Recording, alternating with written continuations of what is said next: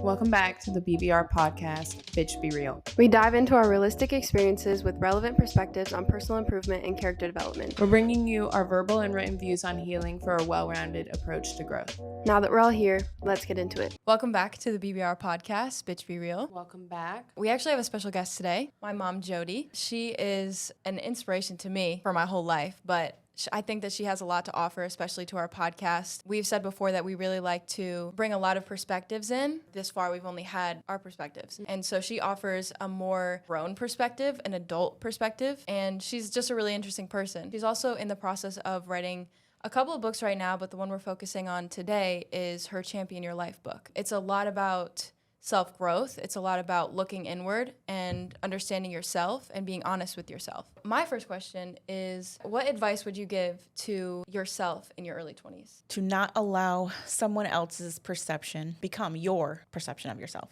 So don't allow other people's perception to be the perception you have of yourself. If you think about that, you digest it down a little bit and you think about what other people think about you can't control. But you can control what you do with that information. So you can control the fact that you're not going to allow what somebody else thinks of you to define you. So to put that into perspective, let's have a little story time. Let's tell a story. So when I was 18, maybe 19 years old, I had just graduated from college with my associate's degree. And I wanted to go on and get my bachelor's degree. That was like the whole plan. So I went to a specific university, met with admissions counselor. And so basically what he told me was you need to take some credits, some courses. You're not going to get credit for them. You're going to have to pay for them because we want to see if you can handle the course load for our university. And so in his professional opinion, he wasn't sure if I could handle it. Even though I had a 4.0 in my associate's degree program, they didn't know if I could handle the prestige of their college. So that kind of, in my mind at that time, my naive young mind, I thought, well, this guy knows shit, so obviously I'm not worth it. And I'm not paying for something I'm not going to get credit for. That just doesn't make sense to me. And so I was like, I'm at a loss. Like, what do I do now? Everything that I had for my goals was now changed. Like, it come to a screeching halt. Now what do I do? Even to drive it home even more, I guess, not only did that happen to me in my professional life, but it also happened in my personal life too. So I was in a relationship at the time with somebody who you would think had been supportive. You know, normally, and when you're in a relationship with somebody and you hear something like that happen to them, you're like, screw that. Like, no, that's bullshit. Try another college. Like, you don't need them. Screw so-and-so's university. We're gonna try somewhere else. Because you want to support them in their goal, right? Like you want them to achieve what it is that they want to achieve. But unfortunately, I was not in that kind of relationship. So I got it from the professional end, and I also got it from the personal end. So when you get that double whammy, so to speak, you really feel like you're not valued, you're not heard. What you bring to the table is not important. Well, when you're not really on a high pedestal and you get knocked down to nothing, are you in the ground or are you a level? So you start to you really contemplate what maybe these dreams that I have for myself are not realistic, and you become what people think you are. So now at that point in time, and I was young, just maybe 20 years old, I became other people's perception of me, even though that wasn't the truth. I believed what they thought was to be gold. And I think young people really need to learn that not everybody out there, thinks like you, that they don't have the same understanding of goals that you do, and they don't understand your world. I mean, nobody my age is going to understand the world that you guys are living in right now. They're two completely different worlds. The world that I grew up in is completely different than the world I raised my kids in and the world that they live in right now. Sometimes there's just not a bridge for those different worlds either. So I think young people really need to learn that just because someone thinks that you can't accomplish something doesn't mean that you can't. Going to college and getting a degree, and then someone saying you're not worth our college. Okay, fine. Find another college because somebody out there does. Or find another relationship that's supportive of you. I didn't know that was even a possibility at that point. And I think that it's important to note that sometimes when people are telling you the truth and they're being honest with you, it's a good thing that you should hear. Mm-hmm. But when it's detrimental to your self-esteem, in a way, it's different because then they're not telling you that, like, they're not making you feel worthless. Right. because it benefits you. Right. They're doing it because it benefits them, and it makes them feel better about themselves when you're lower to them. Yeah. So I think that I think it can be very difficult for people our age, especially, to determine which of those are like, they're being honest with you, they're trying to help you, and their intentions are pure, and whether they're just trying to make you feel like shit about yourself to make them feel better about themselves. So let's talk about that for a minute. Let's talk about if you were in that situation now. So me, if I was in that situation now, what would I do? And if you were in that situation now, what could you do? So the things that you could do, one is really is self-reflection.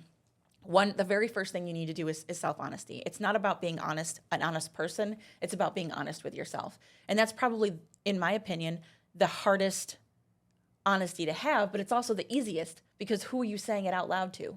Yourself. No one else even needs to hear it, just you.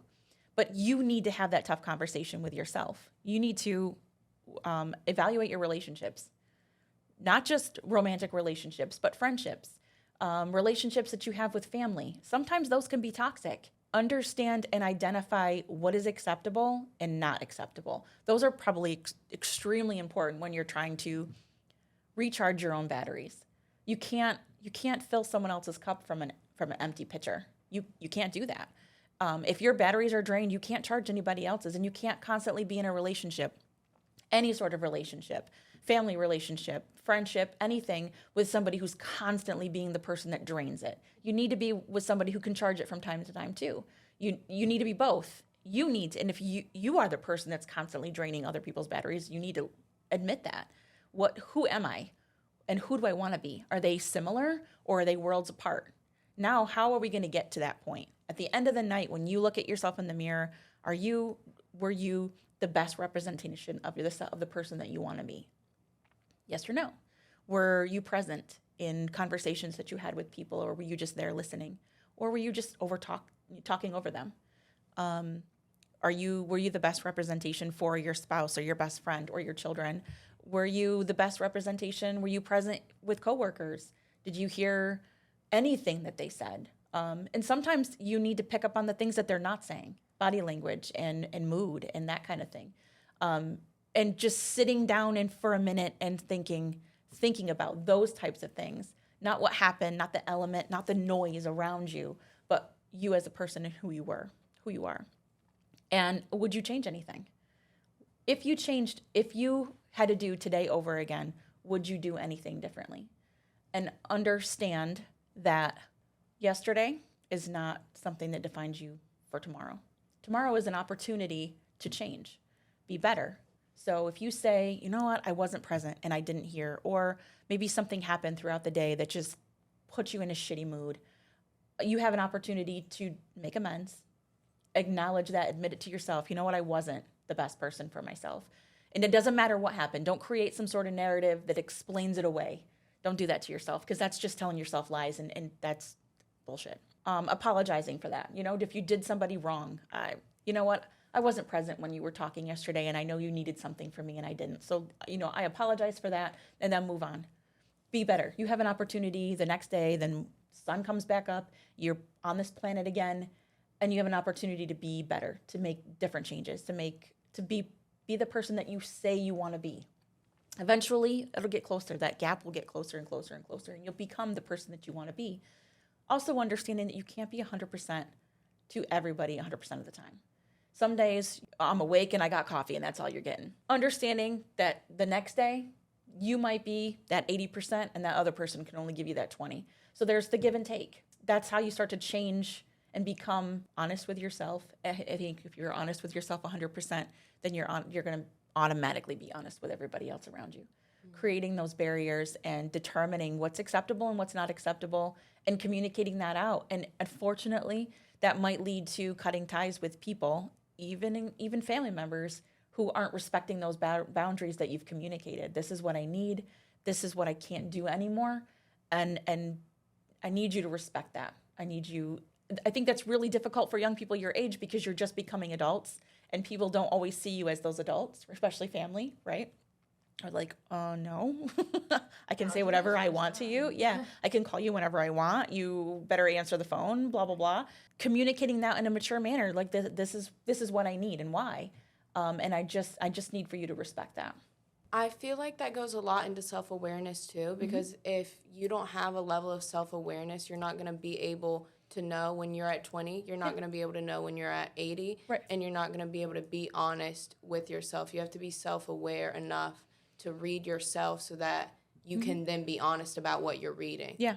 And I think that's really important. I think a lot of people, especially young people, struggle with self-awareness because it is a developed thing. Yeah. You develop self-awareness as you mature, and without that base of self-awareness, then you aren't even going to know what's happening inside your body, and you're not going to be able to be honest about it with yourself and go from there. Right. And that pulls into the root cause, right? I'm feeling this because of why. Why am I feeling this way? Why does every time I hang out with this person, I feel extremely exhausted at the end of the day? Or why, and when I'm hanging out with this person, do I do stupid things or say stupid things? Or I hang out with this person, I'm extremely exhausted. I need a nap as soon as I get back home. Who do I become? Do I like the person that I am when I hang out with this person? And why or why not? Maybe you need that from time to time. But maybe it's an honest conversation with the other person that says, you know what, I don't like who I am when I hang out with you, and here's why. And if that friendship or that relationship is really valued, I think that's an opportunity to grow for both of you. You know, nobody's perfect 100% of the time, especially self-expectation. So one of the other big things was setting expectations, but you set expectations for yourself that sometimes are too high to achieve. I do this for myself all the time. I'm still constantly working on this. So I have an expectation for example, I'm going to school right now to get my master's degree. I have an expectation to finish this before the end of the year.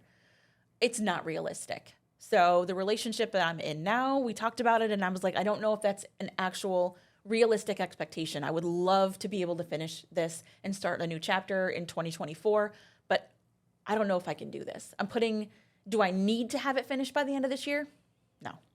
Is it okay if I finish in February? Yes, absolutely. Do I want to? No. So let's talk about what that expectation is. I'm setting an expectation that is too high for me and it was stressing me out.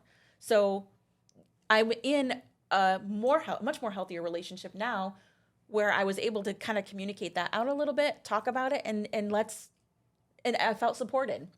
I didn't feel like a failure because I set an expectation for myself and I know I can't fulfill that. So I already feel like crap, but I don't need to be in a relationship that makes me feel even more like crap because I didn't do something that I said I was going to do.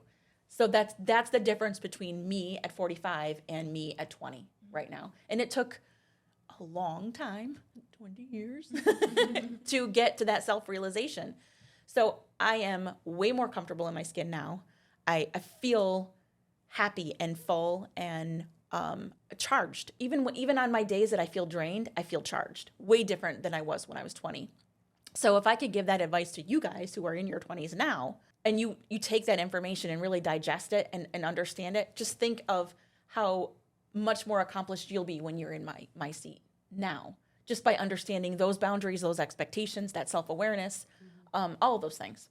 To add on what you're saying about expectations for yourself, and something else that goes along with that is setting expectations for other people. Yes. Mm-hmm. And I had an experience recently where I did put somebody else on a pedestal, and I set unrealistic expectations for them, like as a person for themselves, and then was let down by that. And I think that going through that, you realize that like if you set high expectations for other people, you're only ever going to be disappointed.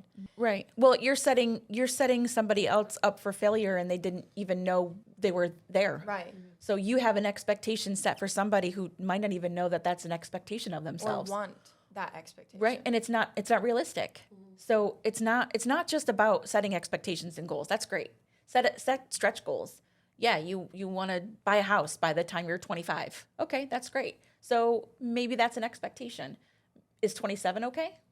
Is 23 okay? So, and what does that mean? Is the world going to come to an end if you can't buy a house by the time you're 25? Is the world going to come to an end if you buy a house at 23? I think it's communication. When it comes to relationships, it comes to communication. So yes, we want to buy a house while you're 23. well, maybe that's not realistic. Maybe it's 25. So somewhere between 23 and 25, you guys are on the same page, right? So having that expectation of, well, what if this happens? What if it doesn't happen? That's communication. That's growing. It's also honesty within both of you. I feel like setting unrealistic expectations for other people also go into draining your battery and draining you, because if you don't communicate that you have this expectation for this person and then you're kind of watching them not live up to that expectation, it's draining and putting stress and emotional turmoil on you, and they don't even know they need to be achieving that. Right. And you're almost setting yourself up to drain your energy, because you're looking at them every day and saying, well, I expected them, even something as trivial as flowers every week. Right. I expected them to get me flowers every week. And they haven't in 3 weeks. And now I'm sad that they haven't done that. And I'm feeling upset about it. But they don't know they need to be doing that. Right. And you're draining yourself and hurting the relationship, because not only are you being like not truthful with them and letting them know you have this expectation, but is that expectation even realistic for them to do? Exactly. And it goes in, I think you're saying it perfectly, it goes into the fact that you have to communicate your expectations always and make sure that it's realistic for both parties, especially in relationships. Right. And it's not always about what are other people doing for me. It's what am I doing for other people. Maybe that's something that fulfills you.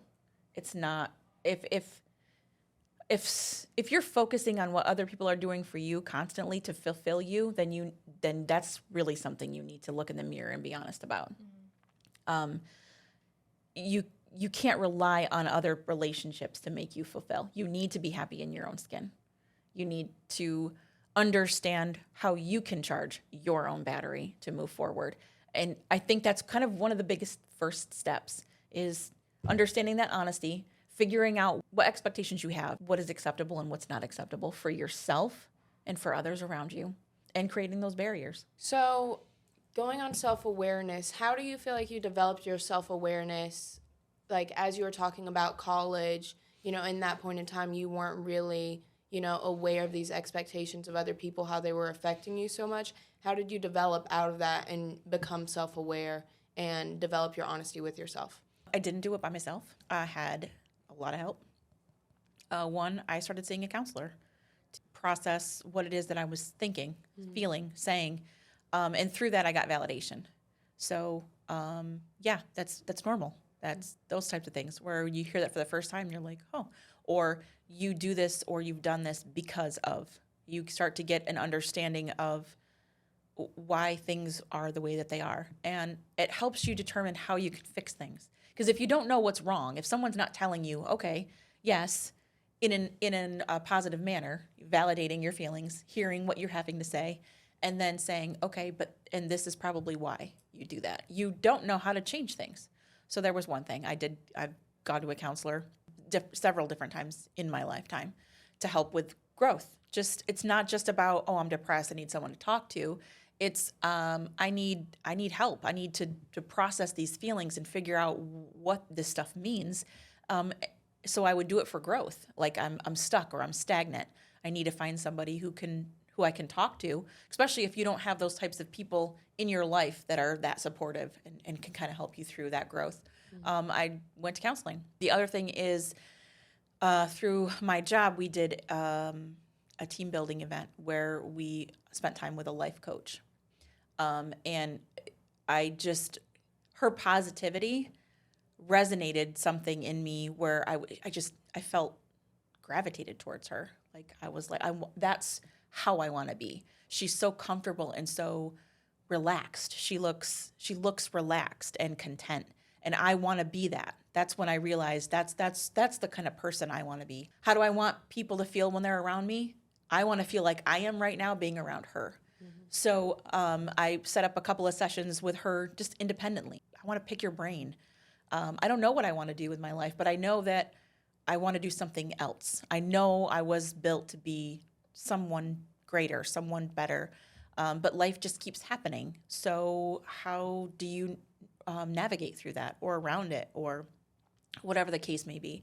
So I spent some time talking to a life coach and just getting perspective and both with a counselor and with the life coach, it was I needed to listen. I needed to be present. I needed to listen to what they were saying. And maybe I didn't take every piece of their advice, but they're a professional that I sought out. I needed to listen to what they were saying and really try to apply that. And sometimes applying those things is scary. So one of the things that I know I needed to do was I needed to get that bachelor's degree. I needed to prove to myself that I was worthy. I needed it to advance in a career. I wasn't happy in my career at the time, and I know I wanted to stay with the company, and I know I could do better things and bigger things, and I wanted that growth for me personally, and I wanted it for my family. So one of the things, the barrier was I needed that bachelor's degree. I needed a 4-year degree.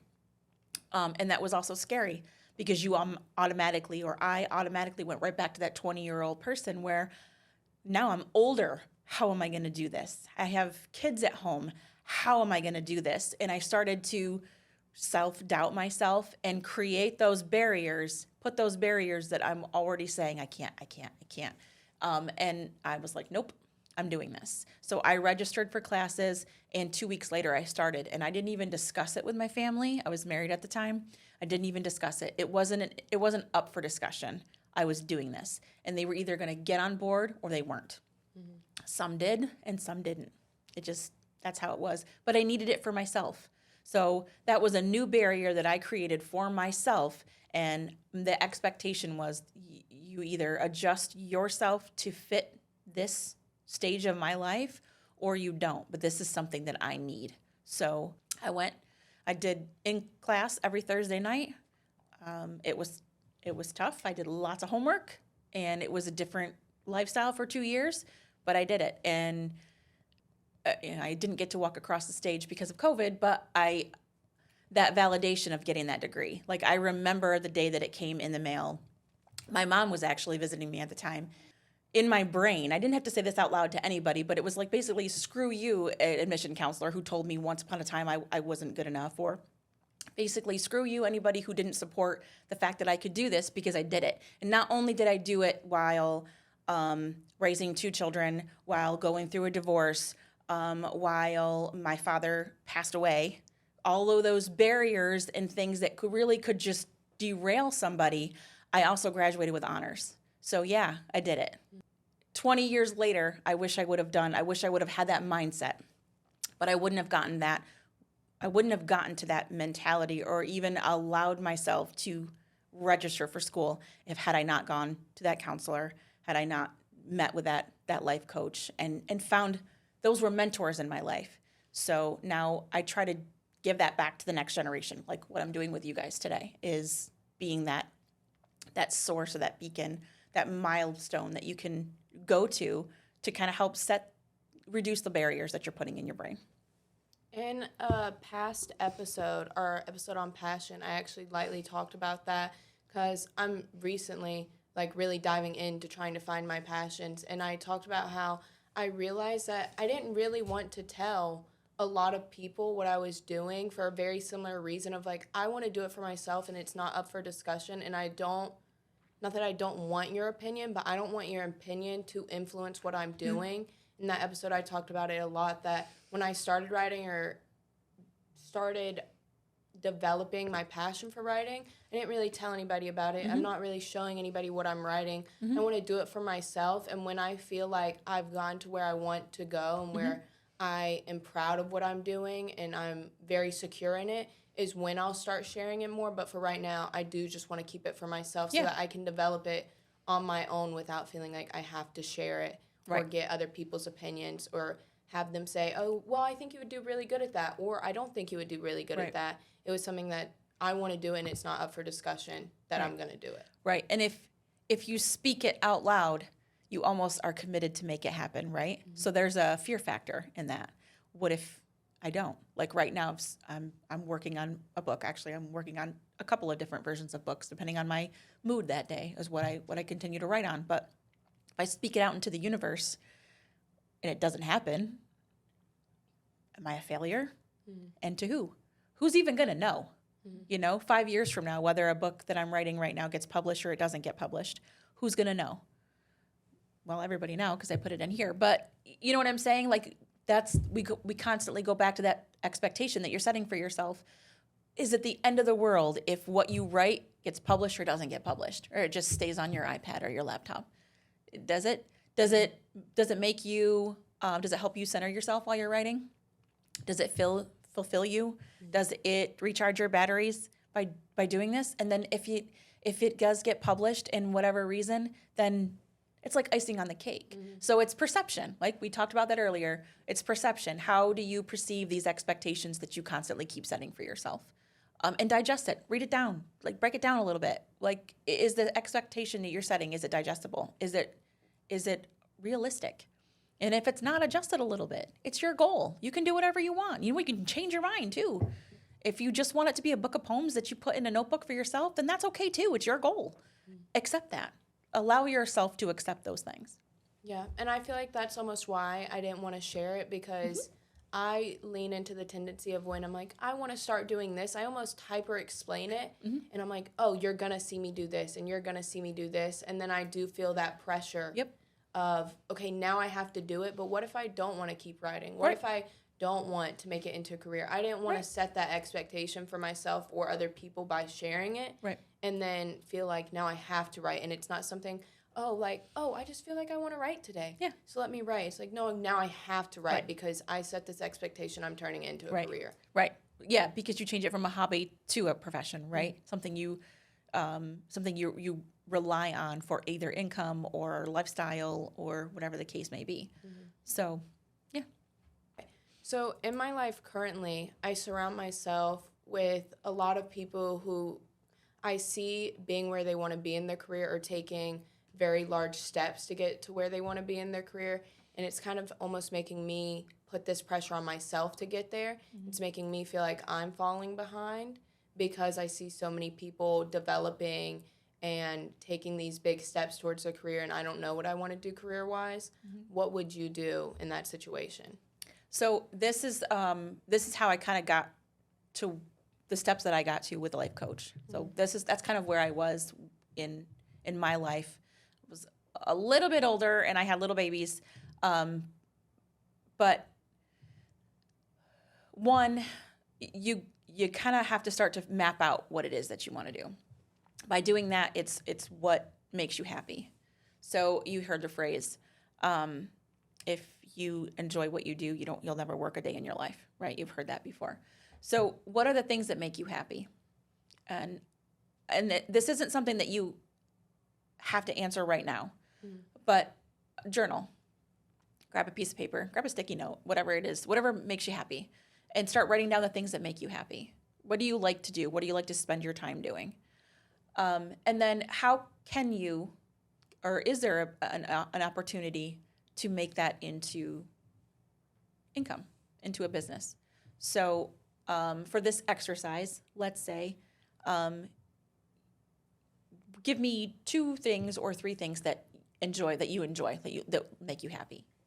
Any 3 things. Writing, connecting with people in the sense of like having genuine conversation, learning about people and feeling like I can help them in any way, and doing creative things with my hands, such as like painting, pottery, sewing, making objects that you can hold that are a form of art that I make.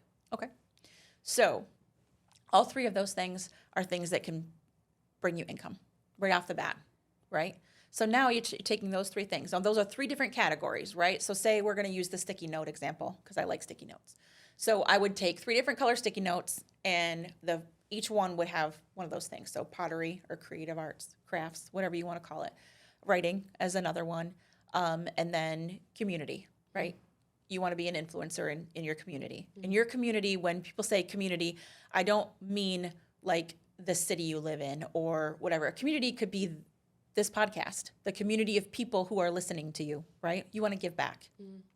That to me says you want some sort of legacy. And you want to give back the things that you have learned and that you know now. You want to give back to others. So all 3 of those things could potentially make you money. So one, writing is something that you not normally can force. Some authors have to because they're on some sort of deadline or whatever the case may be. So you don't put that expectation on yourself, right? So now what the next thing in the exercise that you need to do with those 3 sticky notes is you're going to start building off little things. So what's the next step that you can do? Are you writing a collective thing? Are you writing one specific masterpiece? What's the time frame on that? Give yourself a goal. I want to have 10 chapters done by March 2024. Okay, that's great. So divide that down. How many pages a week, or how many hours do I need to dedicate to this goal a week? And put that down on a sticky note. Then the next thing you want to do is something that's more creative. So you're going to get bogged down with the writing and that thing, and it's going to start to stress you out a little bit. You're just going to start to feel overwhelmed, right? So when you do that, you need to put that sticky note away, grab another one for researching. So maybe researching publishing companies. Now, publishing companies there's a ton of them out there. There's lots of different ways that you can do that. And so maybe one of the things that you are researching when you're researching publishing companies is, do they give back? What do they do in the community? Do they follow your genre of writing? Do they believe in some of the things that you believe in?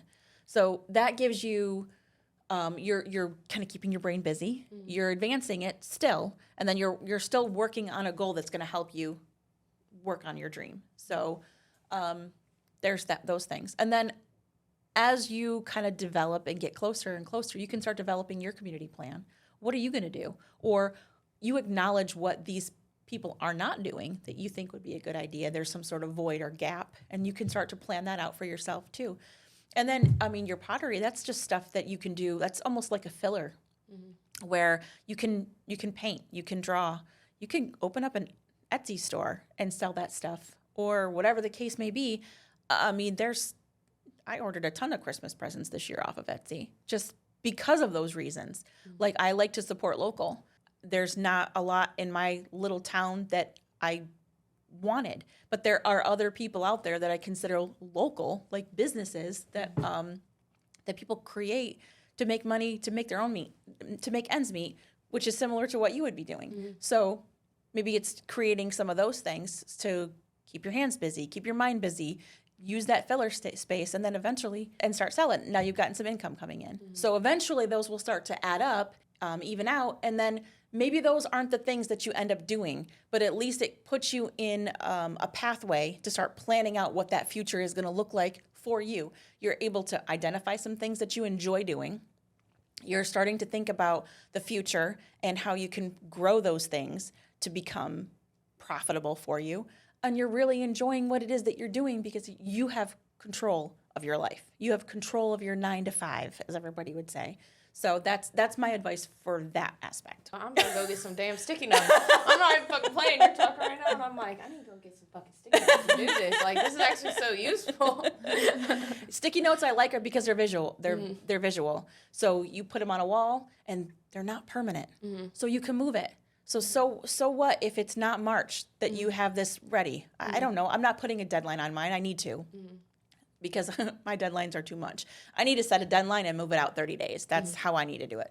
But you can move those into different categories, and eventually what you'll see is the pink sticky notes are going to involve the blue sticky notes, and you're going to see that growth, visually see that growth within what you're doing, and that's why I like the sticky note example. I feel like a big difference between your generation and our generation is the 9 to 5 situation. Like, I feel like for your generation, there was a lot more pressure to graduate high school, go to college, get a degree to get a good job, and then retirement, whatever.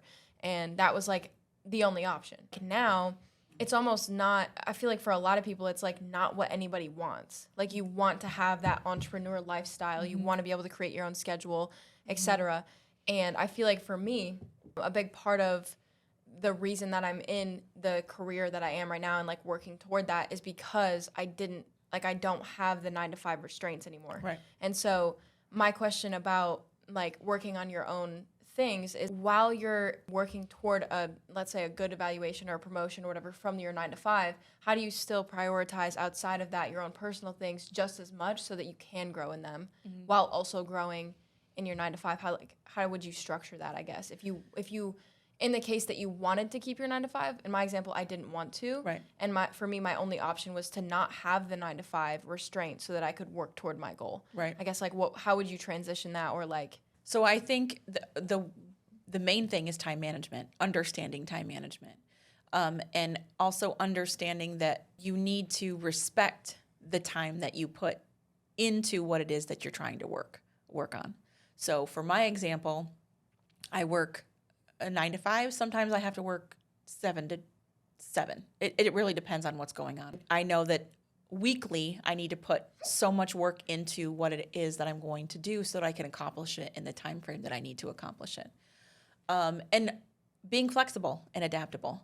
So you need to know that so my 9 to 5 is important because it supports my lifestyle. It pays my bills. It's what I need. That's how I have my health insurance and my retirement plan. So I need to focus that. I need to give that its full attention during that time frame. But I also want to invest in myself. So if that means I'm done with my 9 to 5 at 5 o'clock and I give myself a 30-minute break, and then at 5:30, I need to invest in myself. So that's how I look at it. I need to invest in myself, in my future, because I don't want to be a slave to the clock. I don't want to punch a time card all the time. And I think that's what your generation already understands. I want to control my own day. That's what I want. That's what I want for myself. And I'm still working towards that goal. But you guys already see that through learning through our generation, where I don't want to go to an office every single day, or I don't want to go to a specific location every single day. Where in my generation, sitting on a laptop on a couch or a floor just is like, well, how can you be productive? But you can. So it's just the difference between the two generations. So I think it comes down to time management, respecting that and applying it. The more you put into it, the quicker it's going to happen, and the more you're investing in yourself. But you also need to be aware of burnout, because you cannot give, like, you can't fill from an empty cup, right? You can't have an empty a shell of a person and constantly give. Somewhere those boundaries need to come into play, and you need to recognize what's important, prioritize those within your own life, and communicate that out to the people that you spend time with. That's all the time that we have with Jodie today. We're going to wrap this up. I think she definitely brought a huge variety of perspective compared to what we had before. It was very informative. I'm about to whip out some Post-it notes. I learned something. I hope everybody learned something. If you have any questions for us or want to tell us your thoughts on this episode, leave it down below. DM us on Instagram. We'll get back to them in future episodes. As always, you can find us on Instagram, Facebook, TikTok, YouTube at the BBR Pod. We'll see you in the next one. Bye. Love Bye. you. Love ya.